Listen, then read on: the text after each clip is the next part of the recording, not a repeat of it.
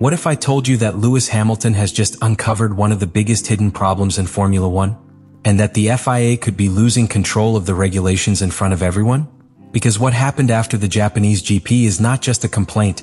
It is a bomb that makes it clear that the drivers have no voice, while the rules change in the middle of the battle. What happened at the Japanese Grand Prix cannot be understood as an isolated event, because in reality it is the direct consequence of a radical change that Formula One introduced without having its real effects on the track completely under control, and that is the new technical regulation that completely transforms the essence of single-seater performance, taking the category to unknown terrain where energy management has become the dominant factor even above the talent of the driver or aerodynamic efficiency, creating a Formula One much more dependent on complex systems that do not always respond in a predictable way, something that from the first races began to generate doubts within the paddock.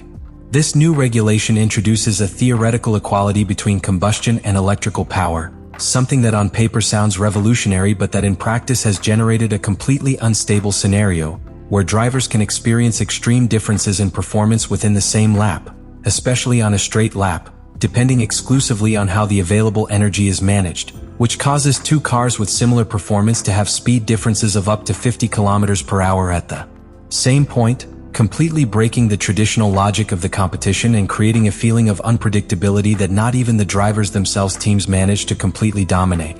The situation reached a critical point just before the Japanese Grand Prix, when the FIA was forced to intervene urgently by making an adjustment to the regulations, reducing the amount of energy allowed in qualifying, a decision that not only confirms that the system was not working correctly, but also makes it clear that the rules are being modified in real time to try to correct problems that were not resolved in the development phase, something extremely delicate in a championship where every technical detail defines the final result, and where any change can alter the competitive balance between teams. This context generates an environment of total uncertainty, because the drivers no longer only have to adapt to a complicated car, but also to a regulation that changes on the fly, and this is where the conflict begins to brew, because while the FIA tries to adjust the system, the teams try to understand it and the drivers simply have to deal with its consequences on the track without having any real ability to influence those decisions, creating an evident disconnection between those who design the rules and those who compete under them.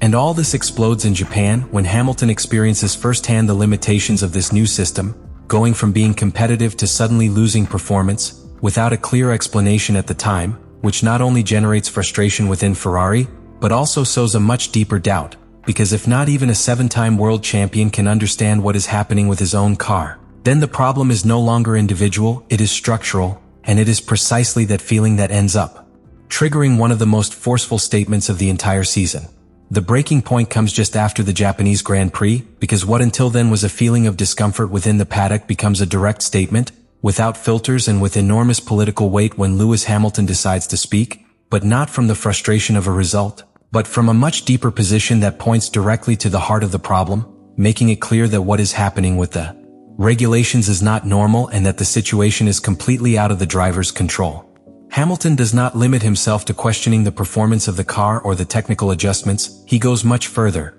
and he does so at a key moment, just when the FIA is preparing a meeting to discuss possible changes in the regulations, where many expected some type of important reaction to the obvious problems that had already arisen. But it is here where he drops the real bomb, openly stating that he does not expect absolutely anything from that meeting, which suggests that, from his perspective, these instances are not designed to generate real changes, but simply to maintain a structure that has already been failing from the base. The most shocking thing is not only Hamilton's skepticism, but the message behind it, because it makes it clear that the drivers have no real power over the decisions that directly affect their work on the track, something that completely breaks with the idea that Formula One is a sport where the parties involved work together to improve the competition, and exposes a much harsher reality, where decisions are made at a level completely removed from those who really live the consequences of the regulations in each lap. This turns his words into a direct blow to the FIA, because it is not a specific criticism, but rather a questioning of the entire decision-making system, insinuating that even if the problems are evident, that does not guarantee that they will be solved, which generates a feeling of stagnation and lack of direction at a time where the category needs precisely the opposite: clarity and stability to be able to evolve correctly under such a complex regulation. Furthermore, the context in which these statements are given makes everything even more serious, because we are not talking about just any season, but about a transition stage with one of the biggest technical changes in the recent history of Formula One, which should imply greater collaboration between the FIA, teams and drivers. But what Hamilton reflects is quite the opposite, a total disconnection that could further aggravate the problems if it is not corrected in time. And this is where the conflict reaches its highest point, because what Hamilton raises is not only a criticism, it is a warning, a sign that if the system does not change, the problems with the regulations will not only continue, but could intensify throughout the season, affecting not only the spectacle, but also the credibility of the championship, leaving in the air a question that begins to worry everyone within the paddock. What will happen if the FIA does not react to this pressure?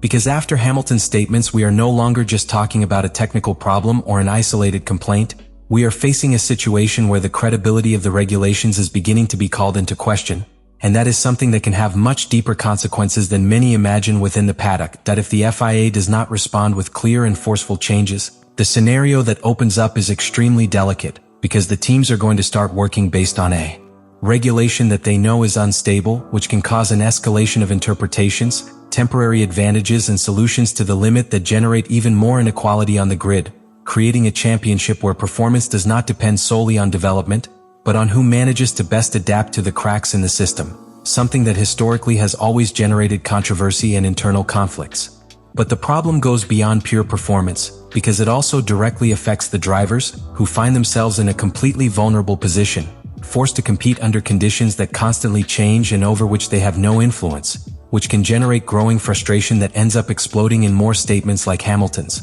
increasing media pressure on the FIA and putting decisions that previously went much more unnoticed in the public spotlight. Furthermore, there is an even more worrying factor, and that is that this type of situation in such an important season from a technical point of view can affect the direction of development in the long term, because if the teams do not have clarity about the regulations, any investment in the evolution of the car becomes a risk, which could slow down progress or even cause some teams to opt for completely opposite paths, increasing the competitive gap and breaking the balance that Formula One tries to build with each regulatory change. And in the midst of all this, the figure of Hamilton becomes key, because he has not only pointed out the problem, but has opened a door that can no longer be closed, putting on the table an uncomfortable reality that everyone is now forced to look at, and that is that Formula One could be entering a stage where political decisions weigh more than ever on what happens on the track, and where the lack of alignment between the FIA, the teams and the drivers can become the biggest obstacle to the success of this new era.